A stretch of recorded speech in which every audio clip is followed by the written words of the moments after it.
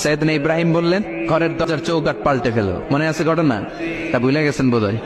তালাক দিয়ে দিলেন বিবিকে, নতুন সংসার শুরু হলো। আরেকটা বংশীয় নেককার মেয়েকে বিয়ে করলেন। 3 বছর পর সাইয়েদনা ইব্রাহিম আবার বেড়াতে আসলেন। আজকেও সাইয়েদনা ইসমাইল বাসায় নাই। সাইয়েদনা ইব্রাহিম সালাম দিলেন, আসসালামু আলাইক। এবার জাদুমাখা কণ্ঠে, কুকিল কণ্ঠে, মোলায়েম কণ্ঠের একটা মেয়ে ঘরের ভেতর থেকে বলে, ওয়ালাইকুম আসসালাম। ওয়ালাইকুম আসসালাম। সাইয়েদনা ইব্রাহিম বললেন, কাইফা হালুকি ইয়া উম্মি, মা কেমন আছো বলো বলো।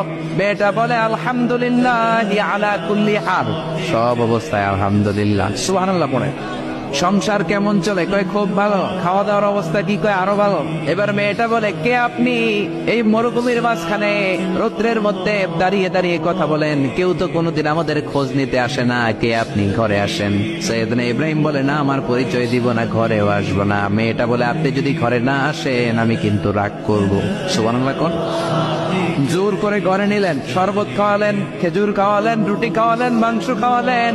সাইয়েদনা ইব্রাহিম চোখের পানি ছেড়ে দোয়া করলেন, ও মিয়া এটাও মাইয়া আগেরটাও। বেশ কম আসরা নাই। সাইয়েদনা ইব্রাহিম মাথায় হাত বুলিয়ে দিয়ে দোয়া করলেন আর বললেন, ইদা জা সাউজুকা মিনাল গাবা, তোমার স্বামী যখন বন থেকে ফিরে আসবে, ফাকরাই আলাইহিস সালাম, তোমার স্বামীর একটা সালাম দিবা। ওয়া মুরিহি আন ইউসবিতা আতাবাতা বাবিহি, আর বলবা ঘরের দরজার নতুন চৌকাঠ যেন জীবনেও না পাল্টায়। চলে গেলেন। ইসমাইল আসলেন। বিবি বলল, নুরানি চেহারার এক আল্লাহর ওলির মতো মুরব্বী লোক আসছিল। মুরব্বী আসছে শুনে ইসমাইল তো ভয় পেয়ে গেলেন। কিরে, আগে তো একটা ঘটনা ঘটছে, ঠিক কিনা? কেমন আচরণ করেছিস বল। বিবি বলে, আপনি ভয় পাবেন না, আমি খুব ভালো আচরণ করেছি, আপ্যায়ন করেছি। তিনিও খুশি হয়ে আমার মাথায় হাত বুলিয়ে দোয়া করে দিয়েছেন আর বলেছেন, ঘরের দরজার নতুন চৌকাঠ যেন জীবনেও আপনি না পাল্টান। সুবহানাল্লাহ। সাইয়েদনা ইসমাইল বিবিকে জড়িয়ে ধরলেন। বিবিকে জড়িয়ে ধরে বললেন, ও বিবি, তুই তো পরীক্ষায় গোল্ডেন এ প্লাস।